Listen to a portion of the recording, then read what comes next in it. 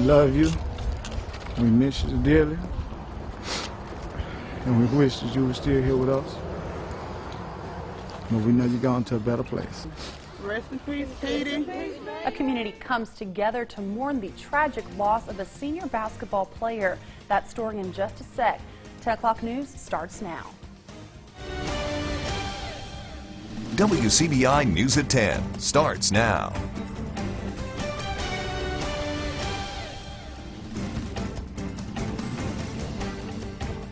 West Point High is mourning the loss of their senior basketball player who was killed in an overnight wreck in Lowndes County. According to MHP, 18-year-old Jashawn Johnson was driving on Highway 373 near Colbert Drive when his car left the highway and flipped multiple times. Johnson wasn't restrained and was ejected from the vehicle. He later died on the scene from injuries sustained during the crash. The West Point community came together to host a candlelight vigil this evening in Zuber Park in West Point to commemorate his memory. The team played basketball for West Point High all 4 years of his high school career. Johnson was well known in the community and was said to have a bright future in front of him. He played under the direction of basketball coach Brad Cox, who says the senior will be sorely missed and what a tragic loss this is for the entire community. Monday's going to be very hard. I'm really, and I tell you, last night was really hard. Got a call around 12:30, and then you know, getting calls and text messages from players on this year's team and last year's team, and just you know, just trying to make sense out of it all, and you know, really kind of dreading school tomorrow, and then our basketball period at the end of the day. It'll be very tough, very somber. So our community is going to be without a great young man, just because you know, he really cared about other people.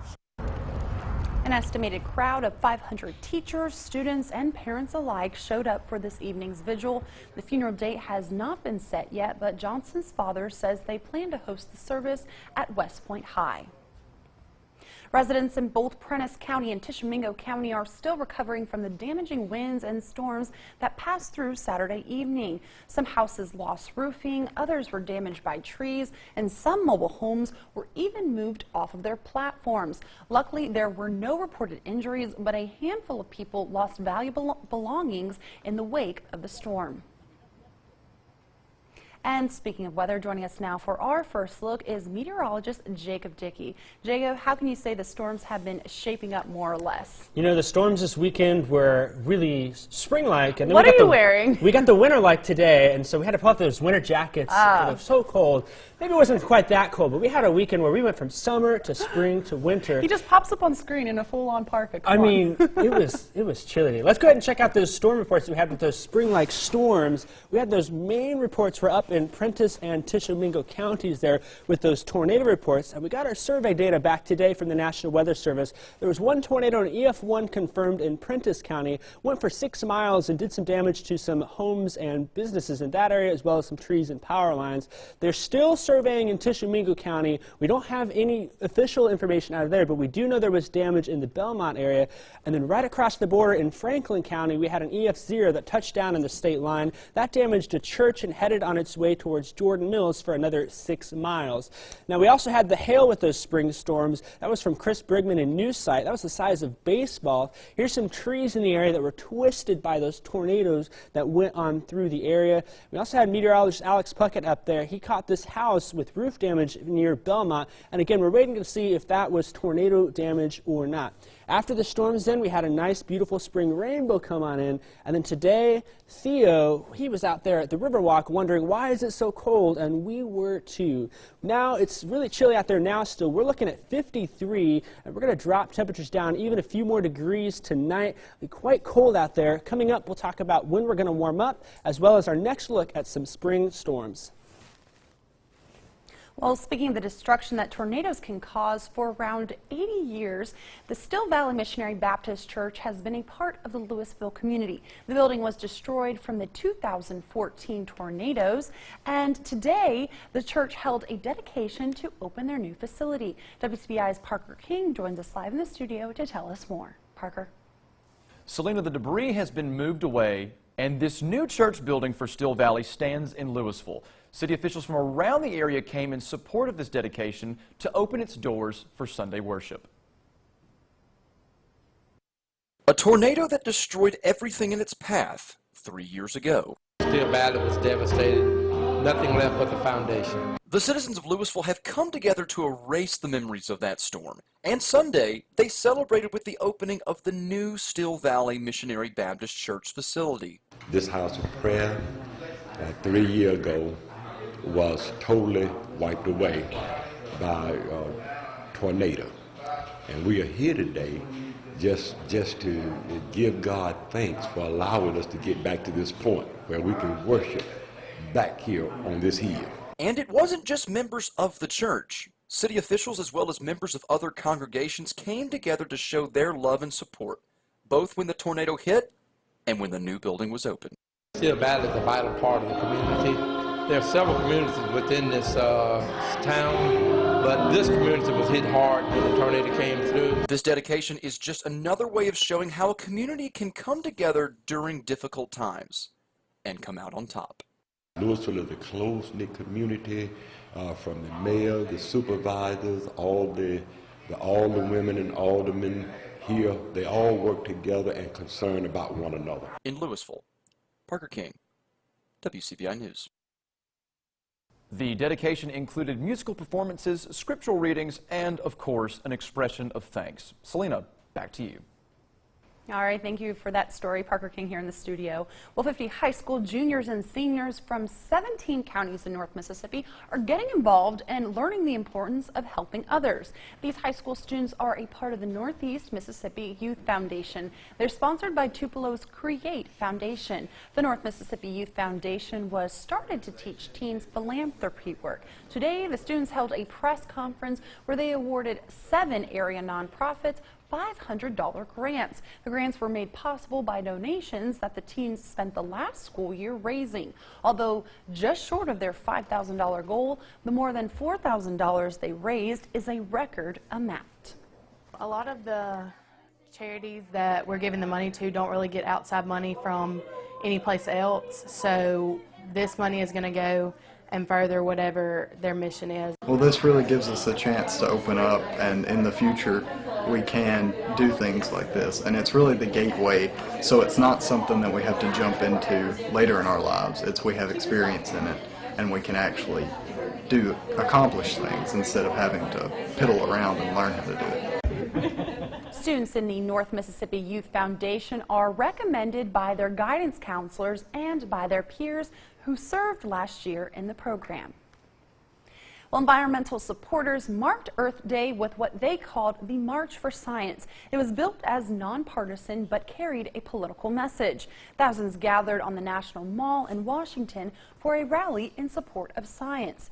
In Sydney, Australia, protesters carried signs urging respect for both science and scientists. In London, marchers called on governments to do more to protect the environment. Organizers described the event as nonpartisan, but many marchers around the country said they were motivated by what they describe as anti-science policies from President Trump. We are marching today to remind people everywhere, our lawmakers especially, of the significance of science for our health and prosperity. Trump made no mention of the Science March in a tweet about Earth Day, but instead wrote that he's committed to preserving the natural beauty of our nation. Coming up after the break, one little piggy is lifting spirits and spreading smiles in a retirement home. That full story just ahead. Stay with us.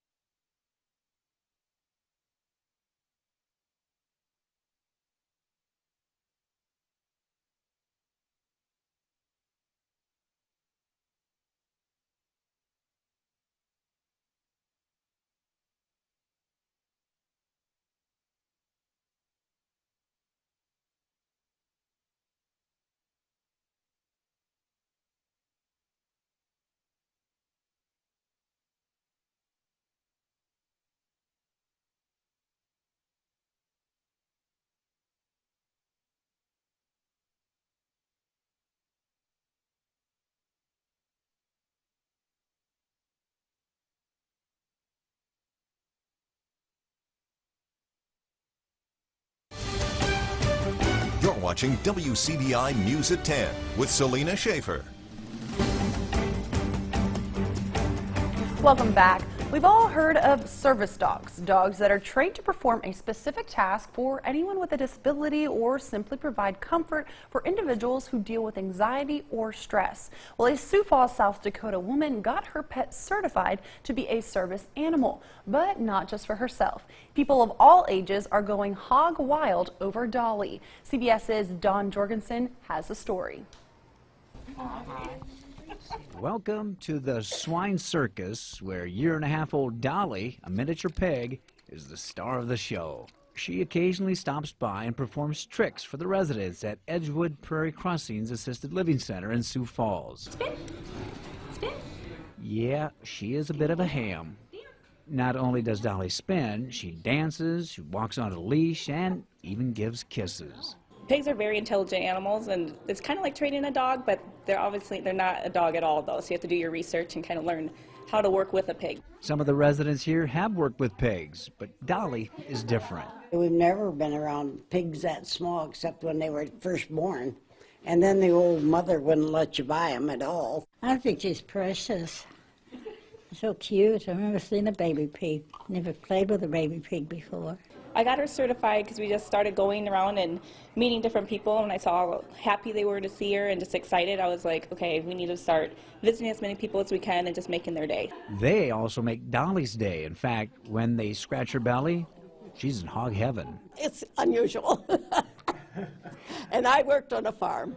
Seeing a pig in a tutu and pink painted hooves isn't something you see very often, but Dolly sure makes people happy, or at least they're not disgruntled.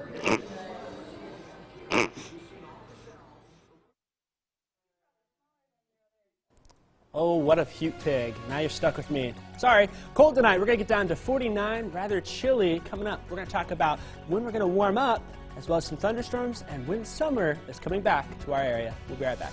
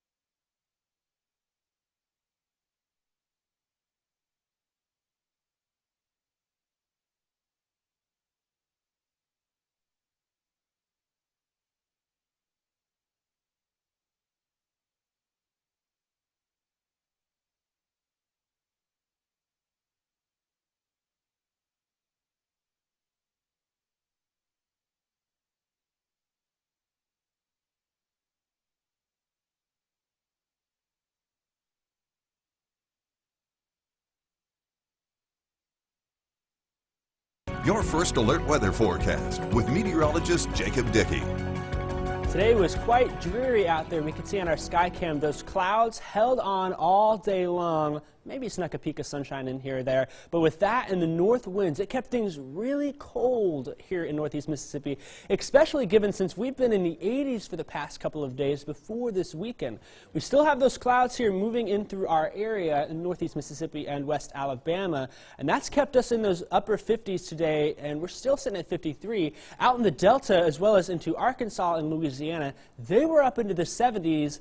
We're going to get that tomorrow, but we're going to have to deal with some cold temperatures now overnight as well. We're seeing across the board temperatures are in the low 50s. Columbus is at 53, Macon at 53, Calhoun City, you're at 51. I think that these may drop a few more degrees before we get to all said and done for the night, but we also are watching the wind speeds dying off. Earlier today, these were between 10 and 15 miles an hour, gusts even higher than that, so we're calming that down, which is helping to make things not feel quite as brutal out there.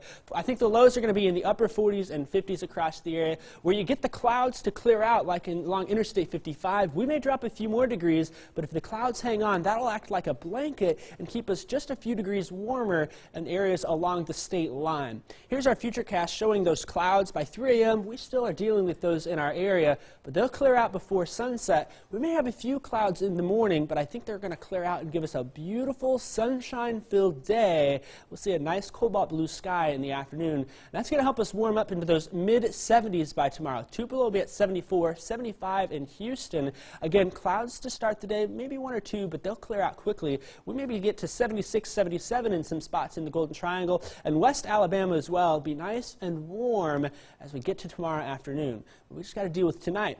Once we get through tomorrow afternoon, then we'll get another day of sunshine on Tuesday, but Wednesday we'll have to watch this front approach our area, and we'll see if it gives us a chance for showers or storms on the board, perhaps, as we go into Wednesday night late and Thursday morning. After we get through Thursday morning, then Thursday afternoon we'll have some sun there. We'll also see some clouds on Friday, Saturday, Sunday, a mix of sun and clouds. We're going to have the dew points really high up there, though. They're going to be pushing 70 at times, and that's going to make this weekend feel very muggy, especially as we head towards the start of next week. All right, the Rebels look to gain momentum in the rubber match against the Tigers. Highlights from Oxford next in sports.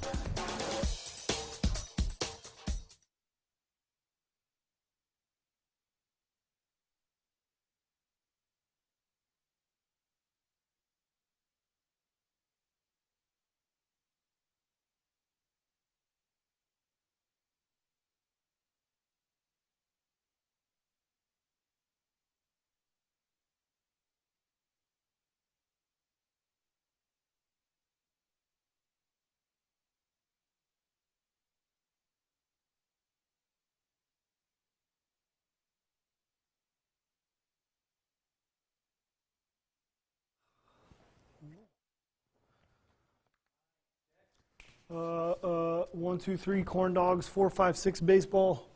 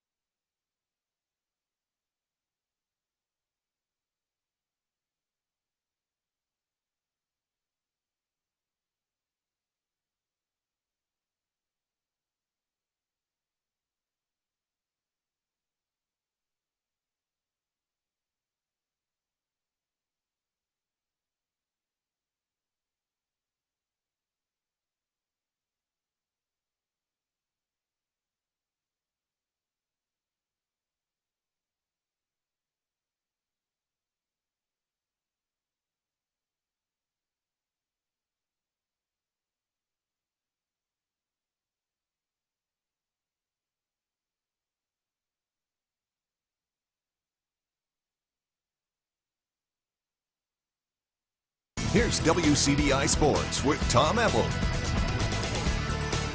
The rubber match for the Rebels against Missouri Sunday gave Ole Miss a chance to get right back into the thick of things in the SEC. A win on Sunday would mean a series win to go along with getting back to 500 in the conference. Rebels giving some home crowd love here, but everyone wants a win. That's what makes people happy. And Nick Fortes agrees. He's going to slap a liner to right. That's going to bring home Will Golson. Fortes credited with an RBI double. It's 2-0 Rebels. Later on, it's 4-0, and the defense coming up big. Look at this play from Gray Kessinger in short. That's a freshman, folks. That's a pro play right there. We're going to take one more look at this one. Kessinger's going to end up in the shallow outfield and guns out the runner. That's a heck of a play from the freshman from Oxford. But then the Bats get back to work. Yes, I'll have a Colby Jack cheese on that burger, please. Colby Bortles with a blast to left field. The 3-run juice makes it 7-1 Ole Miss. Missouri would make a serious run late, but here is going to close the door. Here's Gray Kessinger one more time, gets the out. Ole Miss, they win the series. They're back to 500 in the SEC. Prepare for a battle with Mississippi State coming up on Tuesday. So we'll take a look at the SEC West standings to this point through this weekend. After Arkansas and Auburn went to war this weekend, Auburn winning that series, Mississippi State is now the sole leader at this point in the season of the SEC West, sitting at 13-5. After that, the next 5 below Mississippi State are all separated within 3 games. Look at that. Arkansas, Auburn, A&M, LSU, Ole Miss, all within 3 games of each other. Competition is heavy this weekend. Mississippi State and Ole Miss do battle in a midweeker Tuesday in Pearl, Mississippi. The Bulldogs will then head to a crucial weekend series at home against Auburn, and the Rebels will travel to Arkansas to take on the Razorbacks for the weekend. Sunday playoff baseball, the Caledonia Feds looking for the sweep, taking on the New Albany Bulldogs. Spencer Unruh on the mound for the Feds, but Sam McMillan's going to win this at-bat. He's going to launch a deep shot to right center. McMillan's going to cruise in for a stand-up double. 2 batters later, Bulldogs looking to do some damage. Caleb Vance slaps one to the outfield. McMillan hard charge and turn in the corner. It'd be a play at the plate, and the Feds gun him out. Heck of a play to save a run. New Albany would need it. Here Eli Jackson on the mound for New Albany, down 1-0. Logan Suggs delivers one more. Liner to left brings home Bo Bates. Suggs was the hero with the no-hitter on Friday, making plays in the box.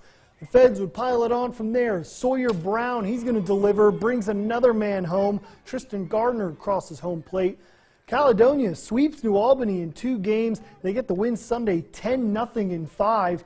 Didn't give up a run in either game the entire series. So the Confederate pitchers throw in the sauce in the first round of the playoffs in 4A. The Feds will take on Pontotoc in round 2. The Hale State Hoopers competing for a shot at making the pros. More on Brianna Richardson and Chinwe Okori next in sports.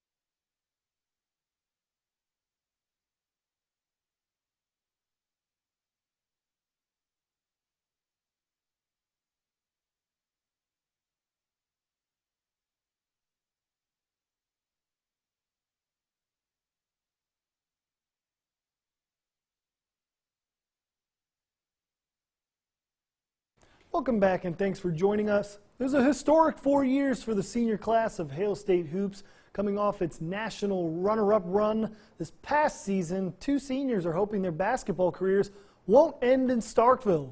Brianna Richardson and Chinwe Okori both inked deals to join WNBA training camp rosters for this past weekend. Richardson signs with the 3-time champion Minnesota Lynx, and Okori is heading to the Big Apple, signing with the New York Liberty. The two were a part of the winningest class in Bulldogs history. They are also the 2nd and 3rd players to ink WNBA contracts under Vic Schaefer. Some more hoops news. New Hope Trojan Terriante Thomas announces on his Twitter account that he will sign to continue his hoops career with the EMCC Lions. Thomas was terrific for the Trojans, leading them to a 20-win season, or more than 20 wins this season. He was averaging just under 20 points per game to go along with 7 boards and 5 assists.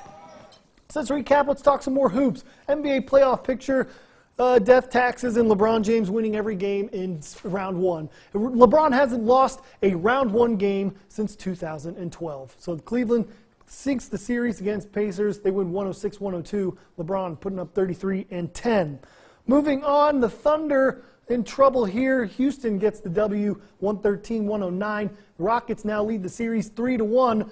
Nene with the big 12 for 12 game. He scored 28 points and 10 rebounds. We've been talking about Russell Westbrook and James Harden being MVP, but Nene was the man we all love in this one. And then last game in the lineup, Celtics beat the Bulls 104-95. Celtics roaring back after they dropped their first 2 at home. Isaiah Thomas continues to power through, playing in the playoffs through the death of his sister earlier this month. So the Celtics tied up 2-2. And, of course, the Jazz and the Clippers playing right now. But NBA playoffs continue. Basketball, great time to be alive. We'll have a last year forecast coming up after the break.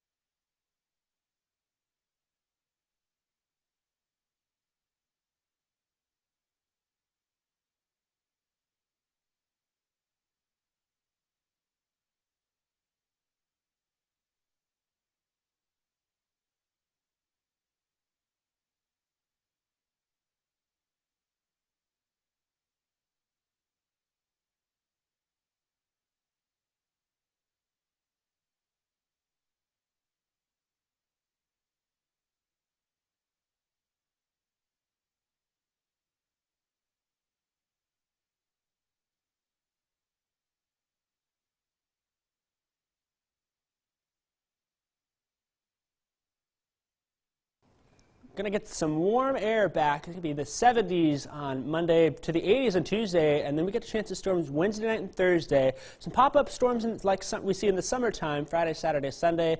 And man, we're going to be pushing 90. That's going to be feeling really warm for sure. But I think